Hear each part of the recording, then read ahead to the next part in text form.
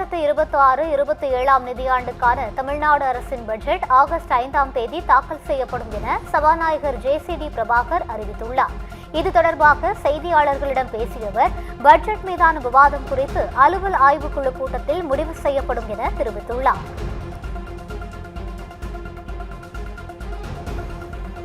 தன்னிடம் கேட்டுவிட்டுதான் MLA-வை கைது செய்ய வேண்டும் என்பதில்லை என சபாநாயகர் JCD பிரபாகர் தெரிவித்தார்.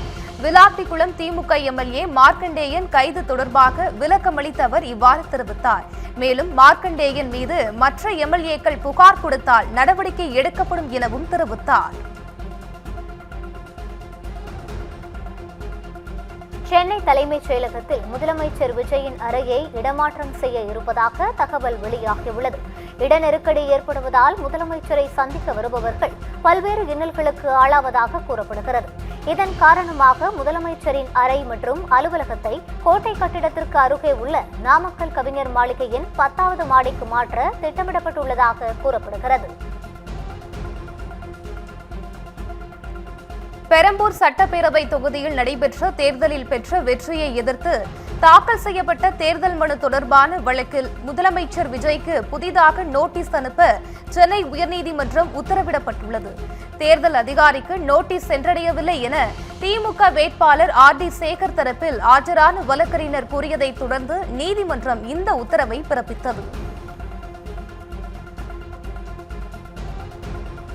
சென்னை தலைமைச் செயலக வளாகத்தில் நீட் தேர்வுக்கு எதிராக கோஷம் எழுப்பிய பிரபல பாடகர் திருக்குறள் அறிவு கைது செய்யப்பட்டார். தலைமைச் செயலகத்திற்குள் 4 பேருடன் வந்த அறிவு நீட் தேர்வை தடை செய்ய வேண்டும் என முழக்கமிட்டார். இதனையடுத்து போலீசார் அவரை கைது செய்தனர். நீட் தேர்வை ரத்து செய்ய கோரி தலைமை செயலகம் முன்பு போராட்டத்தில் ஈடுபட்டு கைதான ராப் பாடகர் அறிவு முதலமைச்சர் விஜயை சந்தித்து பேசினார். நீட் தேர்வை ரத்து செய்ய கோரி தலைமை செயலகம் முன்பாக கோஷமிட்ட ராப் பாடகர் அறிவு குண்டுகட்டாக கைது செய்யப்பட்டார். இதையடுத்து போலீசாரே ராப் பாடகர் அறிவை முதலமைச்சர் விஜயிடம் அழைத்து சென்றனர். தொடர்ந்து இருவரும் பேசியதாக தகவல் வெளியாகியுள்ளது. இதையடுத்து பாடகர் அறிவை அமைச்சர் ஆதவ் அர்ஜுனா காரில் ஏற்றி வழியனுப்பி வைத்தார்.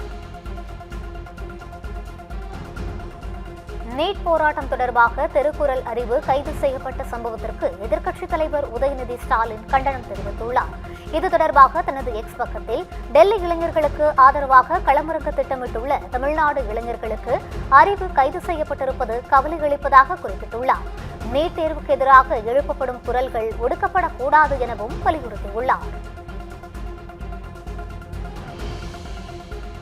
தாவேக ஆட்சியின் அலங்கோலங்களை கைது நடவடிக்கைகளால் சரிகட்டி விடலாம் என எண்ணினால் மக்களே அந்த ஆணவத்திற்கு சரியான பாடத்தை புகட்டுவார்கள் என திமுக தலைவர் மு க ஸ்டாலின் தெரிவித்துள்ளார். தாவேக அரசின் போக்கை நாளேட்டின் தலையங்கம் கடுமையாக சாடியிருப்பதாகவும் தனது எக்ஸ் தளப்பகுதியில் அவர் சுட்டிக்காட்டியுள்ளார். பாஜக வழியில் தாவேக அரசு எதிர்க்கட்சிகளை அடக்க முயல்வதாக நாடாளுமன்ற உறுப்பினர் கனிமொழி குற்றம் சாட்டினார். பாளையங்கோட்டை சிறையில் உள்ள திமுக சட்டமன்ற உறுப்பினர் மார்க்கண்டேயனை சந்தித்த பின்னர் செய்தியாளர்களிடம் பேசிய அவர், தாவேகவிற்கு மக்கள் மீதும் ஜனநாயகத்தின் மீதும் அக்கறை இல்லை என கூறினார். தாவேக அரசு பாஜகவின் பெயரை கூட உச்சரிக்க தயங்குவதாகவும் அவர் விமர்சித்தார். கரூர் கூட்ட நெரிசலில் சிக்கி உயிரிழந்தவர்களின் குடும்பத்தினருக்கு அரசு பணி வழங்குவதை எதிர்த்து தொடரப்பட்ட வழக்குகளை ஜூலை 27ஆம் தேதிக்கு ஒத்திவைக்க உயர்நீதிமன்ற மதுரை அமர்வு உத்தரவிட்டுள்ளது. பதில் மனு முழுமையாக தயாரிக்கவில்லை எனவும் 3 வழக்குகளையும் சேர்த்து 27ஆம் தேதிக்கு ஒத்திவைக்க வேண்டும் என அரசு தரப்பில் கோரிக்கை விடுக்கப்பட்டதை தொடர்ந்து நீதிபதிகள் இந்த உத்தரவை பிறப்பித்தனர். முதலமைச்சர் விஜய் தலைமையில் நடிகர் சிவாஜி கணேசனுக்கு 100ஆண்டு விழா நடத்தப்படும் என அமைச்சர் ராஜ்மோகன் தெரிவித்துள்ளார். நடிகர் திலகம் சிவாஜி கணேசனின் 25வது ஆண்டு நினைவு தினத்தையொட்டி அவரது திருவுருவ சிலைக்கு பள்ளிக் கல்வித்துறை அமைச்சர் ராஜ்மோகன் மாலை அணிவித்தார். தொடர்ந்து செய்தியாளர்களிடம் பேசிய அவர், சிவாஜி கணேசனுக்கு 100ஆண்டு விழா நடத்துவது தங்களுக்குதான் பெருமை என்று கூறினார். சிஜேபி பேரணியில் ஈடுபட்டவர்கள் மீது 5 பிரிவுகளில் வழக்கு பதிவு செய்யப்பட்டுள்ளன. நாடாளுமன்ற கூட்டத்தொடரின் போது அனுமதியின்றி ட்ரோன் விட்டது, அரசு பணிகளுக்கு இடையூறு விளைவித்தது, காவல்துறையினரை தாக்கியது, சொத்துக்களை சேதப்படுத்தியது உள்ளிட்ட பிரிவுகளில் நாடாளுமன்ற காவல் நிலையத்தில் வழக்குகள் பதிவு செய்யப்பட்டுள்ளன. இது குற்றச்சாட்டுகள் தொடர்பாக தீவிர விசாரணை நடத்தப்பட்டு வருகிறது. நீட் குளறுபடிக்கு எதிரான போராட்டம் தொடரும் என்று சிஜேபி அறிவித்துள்ளதை தொடர்ந்து டெல்லியில் உச்சக்கட்ட பாதுகாப்பு ஏற்பாடுகள் செய்யப்பட்டுள்ளன. சிஜேபி நாடாளுமன்றத்தை நோக்கி மேற்கொண்ட பேரணியின் போது போலீசார் நடத்திய தடியடியில் 120 பேர் காயமடைந்தனர். இதனால் நாடாளுமன்ற வளாகத்தை சுற்றி மத்திய பாதுகாப்பு படையினர் குவிக்கப்பட்டனர். 70 பேர் கைது செய்யப்பட்ட நிலையில் நீதி கிடைக்கும் வரை போராட்டம் தொடரும் என்று சிஜேபியினர் அறிவித்துள்ளனர். மாணவர்களுக்கு எதிரான அநீதிக்கு பிரதமர் மோடி மன்னிப்பு கேட்க வேண்டும் என்று மக்களவை எதிர்க்கட்சித் தலைவர் ராகுல் காந்தி வலியுறுத்தியுள்ளார். நாடாளுமன்ற வளாகத்தில் செய்தியாளர்களிடம் பேசிய அவர், அரசிடம் பேசிவிட்டு விவாதத்திற்கு அனுமதி வழங்குவதாக தெரிவித்த சபாநாயகர் விவாதம் நடத்தவில்லை என குற்றம் சாட்டினார். டெல்லியில் நீட் தேர்வுக்கு எதிராக போராடி வரும் இளைஞர்களுக்கு மக்களவை எதிர்க்கட்சித் தலைவர் ராகுல் காந்தி நேரில் சென்று ஆதரவு தெரிவித்தார். பின்னர் அகில இந்திய காங்கிரஸ் தலைவர் மல்லிகார்ஜுன கார்கே, பிரியங்கா காந்தி உள்ளிட்ட காங்கிரஸ் எம்பிக்களுடன் இணைந்து சாலையில் அமர்ந்து காங்கிரஸ் கட்சியினர் போராட்டத்தில் ஈடுபட்டனர்.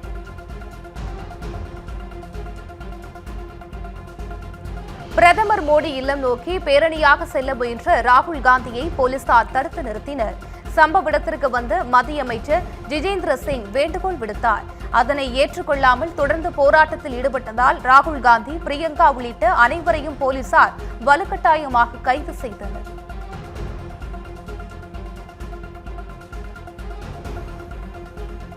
டெல்லியில் போராட்டத்தில் ஈடுபட்ட ராகுல் காந்தியின் மூக்கில் காயம் ஏற்பட்டு ரத்தம் வந்ததால் பரபரப்பு ஏற்பட்டது. போராட்டத்தில் கலந்து கொண்ட காங்கிரஸ் தலைவர் ராகுல் காந்தியை போலீசார் அப்புறப்படுத்திய போது அவரது மூக்கில் காயம் ஏற்பட்டு ரத்தம் வந்ததாக தகவல் வெளியாகியுள்ளது. இந்த சம்பவத்திற்கு காங்கிரஸ் கட்சி கடும் கண்டனம் தெரிவித்துள்ளது. இந்த நாடு உங்கள் தந்தையின் சொத்து அல்ல பிரதமர் மோடி என அரவிந்த் கெஜ்ரிவால் கடுமையாக சாடியுள்ளார். மத்திய அரசு தனக்கு இருக்கும் அதிகாரத்தை பயன்படுத்தி தவறான வழிகளில் ஆட்சி நடத்தி வருவதாகவும் கெஜ்ரிவால் விமர்சித்துள்ளார். டெல்லி பேரணியின் போது காயமடைந்தவர்களை மத்திய அமைச்சர் ஜே.பி. நட்டா நேரில் சந்தித்து உடல்நலம் குறித்து விசாரித்தார். நீட் குளறுபடிக்கு பொறுப்பேற்று மத்திய கல்வி அமைச்சர் தர்மேந்திர பிரதான் ராஜினாமா செய்ய வலியுறுத்தி நாடாளுமன்றத்தை நோக்கி சிஜேபியினர் நேற்று பேரணி நடத்தினர். இந்த பேரணியின் போது காயமடைந்து டெல்லி RML மருத்துவமனையில் அனுமதிக்கப்பட்டுள்ளவர்களை மத்திய அமைச்சர் நேரில் சந்தித்து உடல்நலம் குறித்து விசாரித்தார்.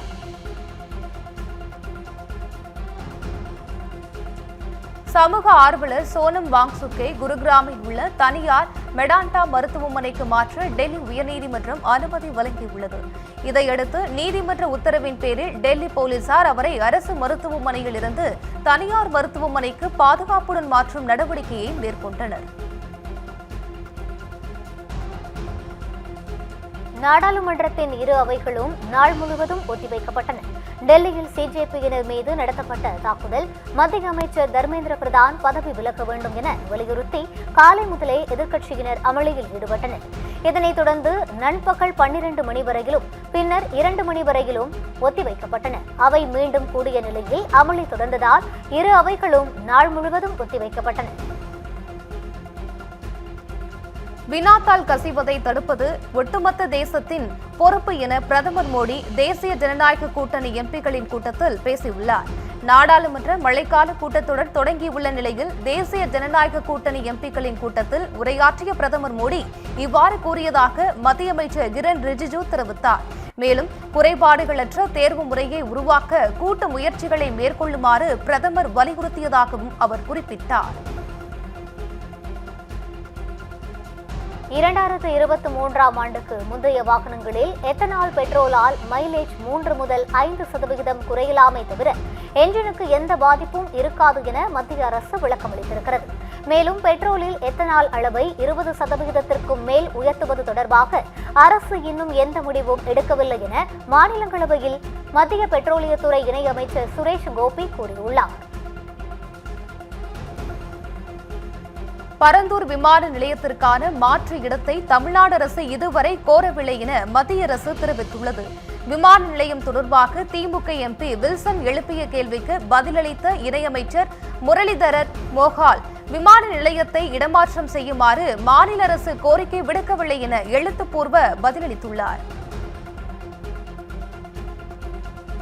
நம் நாட்டிலிருந்து கடத்தப்பட்ட சுவாமி சிலைகள் உள்ளிட்ட 615 பழங்கால பொருட்கள் பல்வேறு நாடுகளில் இருந்து மீட்கப்பட்டுள்ளதாக மத்திய கலாச்சாரத்துறை அமைச்சர் கஜேந்திர சிங் ஷெகாவத் தெரிவித்துள்ளார். இந்தியாவிலிருந்து கடத்தப்பட்ட சிலைகள் குறித்து மக்களவையில் உறுப்பினர்கள் எழுப்பிய கேள்விக்கு பதிலளித்த அமைச்சர் கஜேந்திர சிங் ஷெகாவத் இந்த தகவலை கூறியுள்ளார்.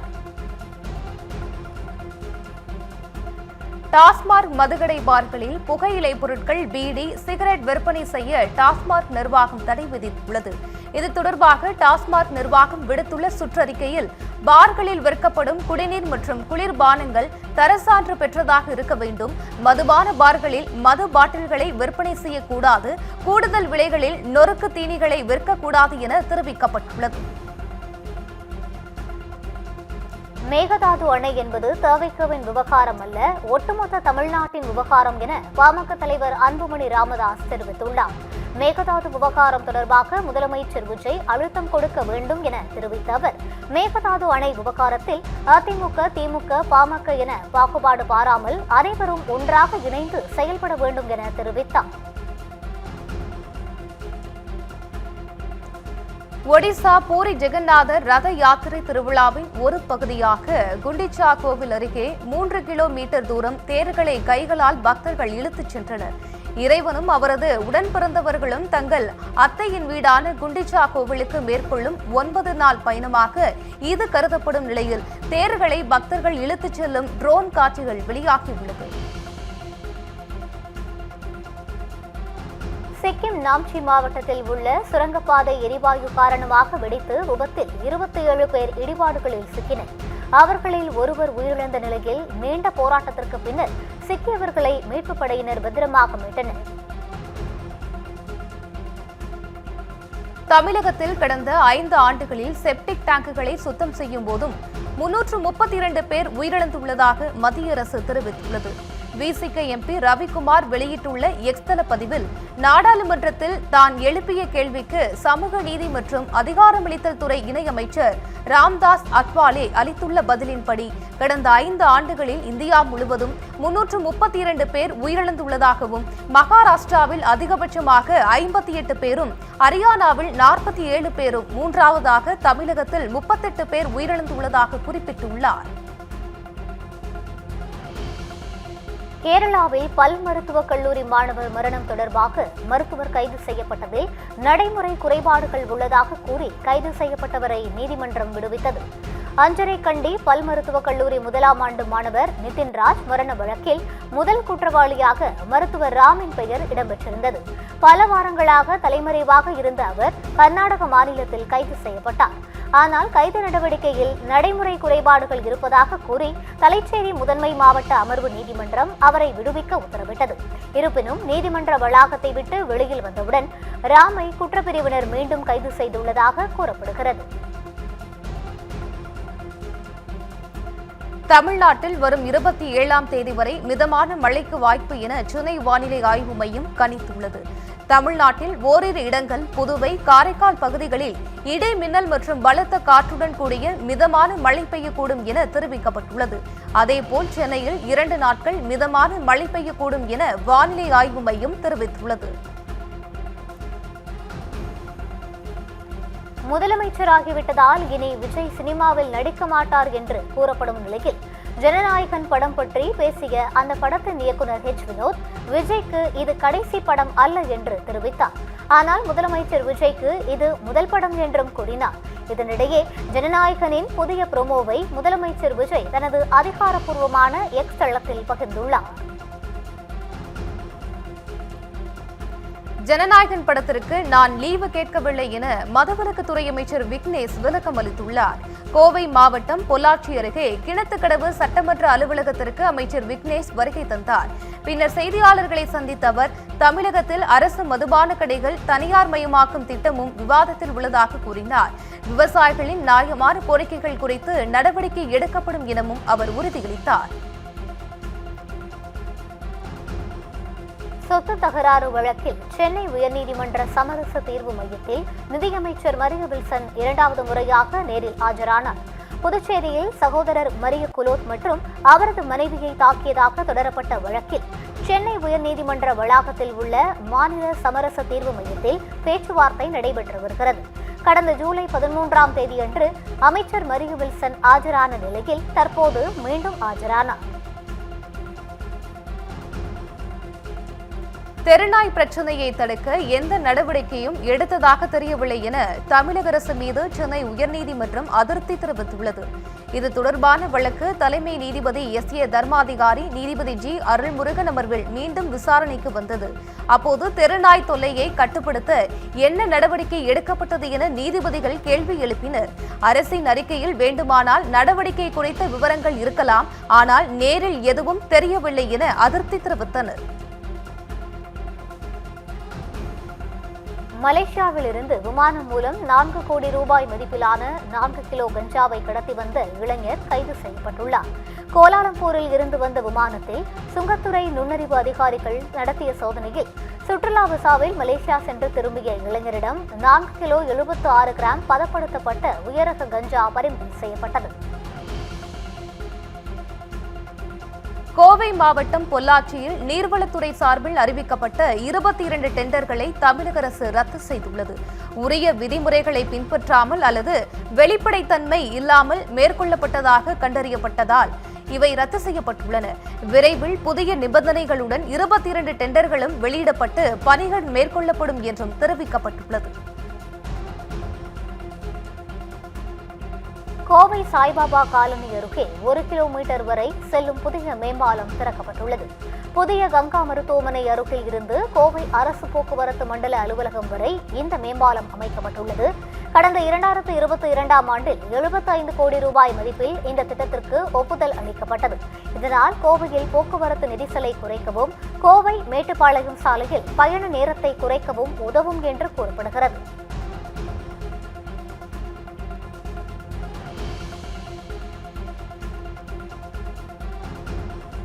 கோவை சர்வதேச விமான நிலையத்திலிருந்து இயக்கப்படும் உள்நாட்டு விமான சேவைகளின் எண்ணிக்கை 28லிருந்து 22ஆக குறைக்கப்பட்டுள்ளது. ஈரான் அமெரிக்கா இடையேயான போர் சூழல் தீவிரமடைந்துள்ளதால் விமான எரிபொருள் விலை கடுமையாக உயர்ந்துள்ளது. இதனால் நிதி இழப்பை தவிர்க்கும் பொருட்டு விமான நிறுவனங்கள் நாடு முழுவதும் தங்களது சேவைகளை கணிசமாக குறைத்துள்ளனர். அந்த வரிசையில் கோவை விமான நிலைய உள்நாட்டு விமான சேவைகளின் எண்ணிக்கை குறைக்கப்பட்டுள்ளது. அதே வேளையில் கோவை அபுதாபி இடையே நிறுத்தி வைக்கப்பட்டிருந்த இண்டிகோ சர்வதேச விமான சேவை வரும் ஆகஸ்ட் 15 முதல் மீண்டும் தொடங்கப்பட உள்ளது. உக்ரைன் ஓடேசா துறைமுகத்தில் கப்பல் மீது நடத்தப்பட்ட தாக்குதலில் கப்பலில் பணிபுரியும் 4 இந்தியர்கள் உள்பட 10 பேர் உயிரிழந்திருக்கின்றனர். மேலும் ஒரு இந்தியர் படுகாயமடைந்தார். இந்நிலையில் பாதிக்கப்பட்ட இந்திய குடும்பங்களுக்கு அனைத்து உதவிகளும் வழங்கப்படும் என வெளியுறவு அமைச்சகம் உறுதியளித்திருக்கிறது. உக்ரைனின் ஒடேசா துறைமுகத்தில் கப்பல் மீது நடத்தப்பட்ட தாக்குதலில் 4 இந்தியர்கள் கொல்லப்பட்டனர். உக்ரைனின் ஒடேசா துறைமுகத்தில் இருந்து புறப்பட்டுக் கொண்டிருந்த கப்பல் மீது திடீர் தாக்குதல் நடத்தப்பட்டது. இதில் 4 இந்தியர்கள் உயிரிழந்ததாகவும் மேலும் ஒருவர் கவலைக்கிடமான நிலையில் இருப்பதாகவும் வெளியுறவு அமைச்சகம் தெரிவித்துள்ளது.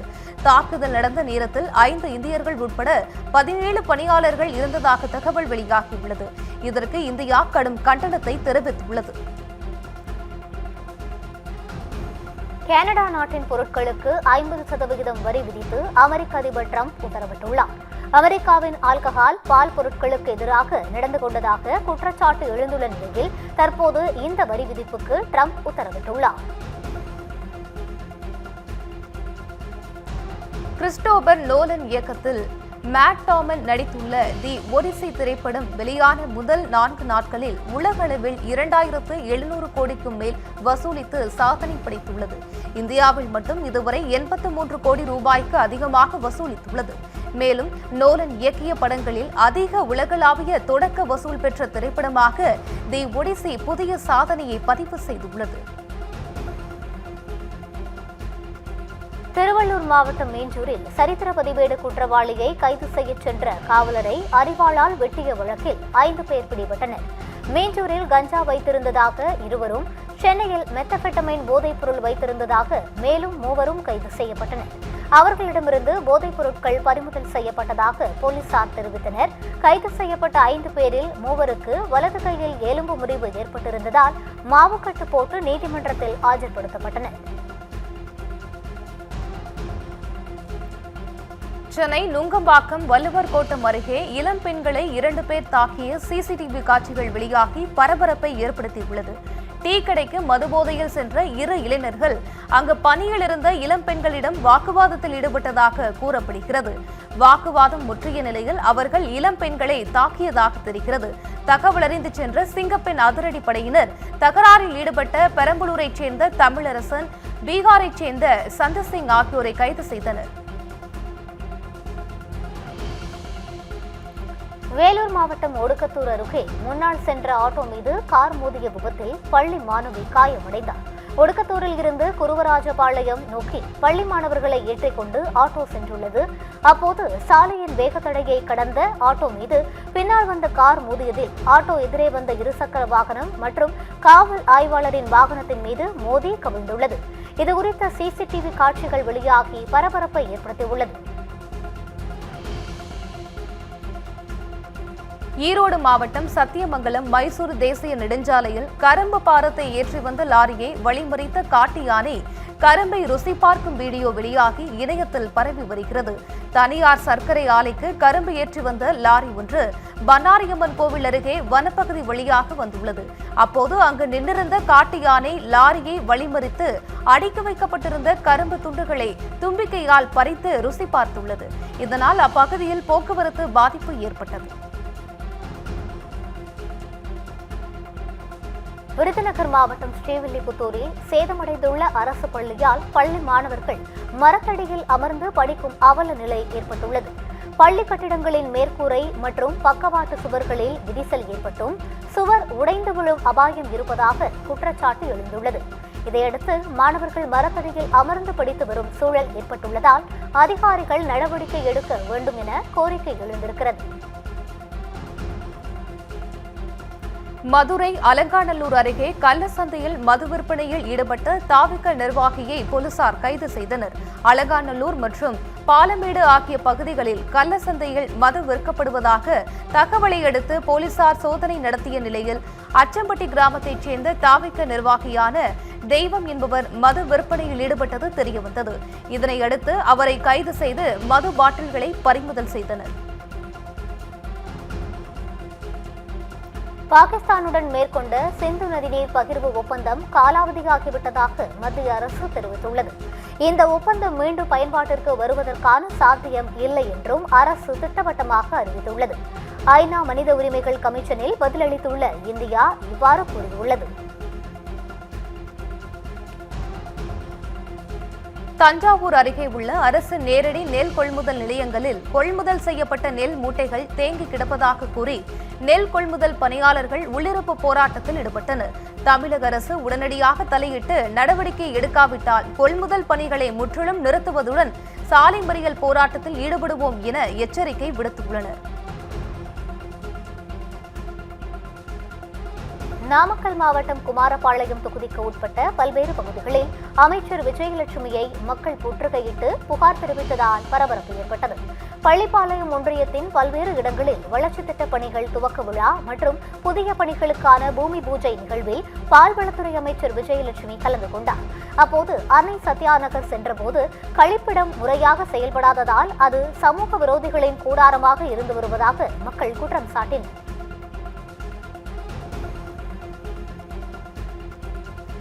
திருவள்ளூர் அருகே ஆக்கிரமிப்பு கடையை அகற்ற வந்த வருவாய்த்துறையினரிடம் திமுக ஒன்றிய செயலாளர் வாக்குவாதத்தில் ஈடுபட்டதால் பரபரப்பு ஏற்பட்டது. காக்காலூரில் உள்ள தாமரை குளத்தின் கரையில் நடைபாதை அமைக்கும் பணி தொடங்கப்பட்ட நிலையில் ஆக்கிரமிப்பில் கட்டப்பட்ட கடைகளை அகற்ற நோட்டீஸ் வழங்கப்பட்டது. ஆனால் கடைகளை அகற்றாததால் அதிகாரிகள் ஜேசிபி இயந்திரங்கள் மூலம் ஆக்கிரமிப்பு கட்டிடங்கள் இடித்து அகற்ற நடவடிக்கை எடுத்தனர். அப்போது திமுக ஒன்றிய செயலாளர் ஜெயசீலன் என்பவர் அதிகாரிகளிடம் நீண்ட நேரம் வாக்குவாதத்தில் ஈடுபட்டதால் பரபரப்பு ஏற்பட்டது. சென்னை மாதவரத்தில் 6 மணி நேரம் நீடித்த மின்வெட்டால் ஆத்திரமடைந்த தொழிலாளர்கள் சாலை மறியலில் ஈடுபட்டனர். மாதவரம் வடபெரும்பாக்கத்தில் நூற்றுக்கணக்கான தொழிற்சாலைகள் இயங்கி வருகின்றன. இந்நிலையில் செவ்வாய்க்கிழமை காலை 7 மணி முதல் மதியம் 1 மணி வரை மின்சாரம் தடைபட்டது. இதனால் தொழிலாளர்களும் பகுதி மக்களும் மறியல் போராட்டத்தில் ஈடுபட்டனர். சம்பவ இடத்திற்கு வந்த மின்வாரிய உதவி பொறியாளரை தொழிலாளர்கள் முற்றுகையிட்டு வாக்குவாதத்தில் ஈடுபட்டனர். 120 தனியார் பள்ளிகளிடமிருந்து பெறப்பட்ட புகார்களில் இதுவரை 14 கோடி ரூபாய்க்கு மேல் மோசடி நடந்துள்ளதாக தகவல் வெளியாகியுள்ளது. நிரந்தர அங்கீகாரம் மற்றும் சட்டப்பூர்வ அனுமதிகள் பெற்றுத் தருவதாக கூறி பல பள்ளி நிர்வாகிகளிடம் சுமார் 100 கோடி ரூபாய் வரை மோசடி செய்ததாக திமுக செய்தி தொடர்பு குழு துணைத் தலைவர் அரசகுமார் மீது குற்றச்சாட்டு எழுந்துள்ளது. இந்த வழக்கில் அரசகுமார் கைது செய்யப்பட்டு அவர் மீது குண்டர் சட்டமும் பாய்ந்தது. தலைமறைவாக உள்ள முத்துக்குமாரை மத்திய குற்றப்பிரிவு போலீசார் தீவிரமாக தேடி வருகின்றனர். விசாரணையில் டிஜிட்டல் பண பரிவர்த்தனை மூலம் பல கோடி ரூபாய் பெறப்பட்டிருப்பது கண்டறியப்பட்டு அரசகுமாரின் வங்கிக் கணக்குகள் முடக்கப்பட்டுள்ளன. பழனி மடத்து நிலம் தொடர்பான வழக்கில் வெள்ளத்துறை என்பவர் முன்ஜாமீன் கோரி தாக்கல் செய்த மனுவில் எதிர்மனுதாரராக சிபிசிஐடி போலீசாரை சேர்க்க உயர்நீதிமன்ற மதுரை அமர்வு உத்தரவிட்டுள்ளது. வெள்ளத்துறை தாக்கல் செய்த ஜாமீன் மனுவில் தண்டாயுதபாணி சுவாமிகள் மடத்திற்கு சொந்தமான 1.4 ஏக்கர் நிலத்தை மோசடியாக பதிவு செய்ததாக தன் மீது வழக்கு பதிவு செய்யப்பட்டுள்ளதாகவும் விசாரணைக்கு முழு ஒத்துழைப்பு வழங்குகிறேன் என்றும் எனவே முன்ஜாமீன் வழங்கி உத்தரவிட வேண்டும் எனவும் கோரியிருந்தார். இதனை விசாரித்த நீதிபதி ராஜசேகர் எதிர்மனுதாரராக சிபிசிஐடி போலீசாரை சேர்க்க உத்தரவிட்டு வழக்கு விசாரணையை புதன்கிழமைக்கு ஒத்திவைத்தார்.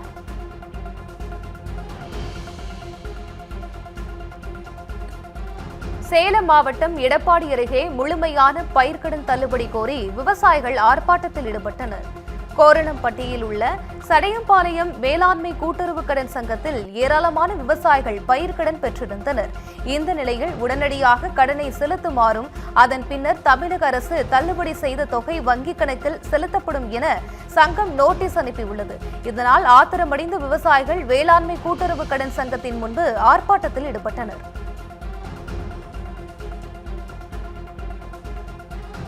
தென்காசி மாவட்டம் சங்கரன் கோவில் சங்கர நாராயண சுவாமி கோயிலில் ஆடித்தபசு திருவிழா மண்டக படிதாரர்களிடம் அரசு அனுமதித்த தொகையை விட கூடுதலாக லஞ்சம் கேட்கப்படுவதாக குற்றம் சாட்டப்பட்டுள்ளது. ஆடித்தபசு விழா நடைபெற்று வரும் நிலையில் ஒவ்வொரு நாளும் மண்டக படிதாரர்களுக்கு கோயில் சார்பில் நடத்தப்படும் பூஜை பரிகாரங்களுக்கு கட்டணங்கள் நிர்ணயிக்கப்பட்டு வசூல் செய்யப்பட்டு வருகிறது. ஆனால் கூடுதல் கட்டணம் செலுத்த கோரி கோயில் நிர்வாகம் தரப்பில் நிர்பந்தம் செய்யப்படுவதாக மண்டகப்படிதாரர்கள் குற்றம் சாட்டியுள்ளனர்.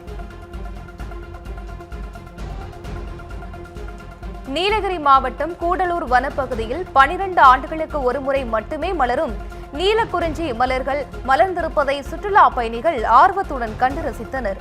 பெரிய சோலை, மரப்பாலம், ஊசிமலை உள்ளிட்ட மலைப்பகுதிகளில் நீல நிற குறிஞ்சி மலர்கள் பூத்து குலுங்குகின்றன. சுற்றுலா பயணிகள் இதனை ஆர்வத்துடன் புகைப்படம் எடுத்தும் மகிழ்ந்தனர்.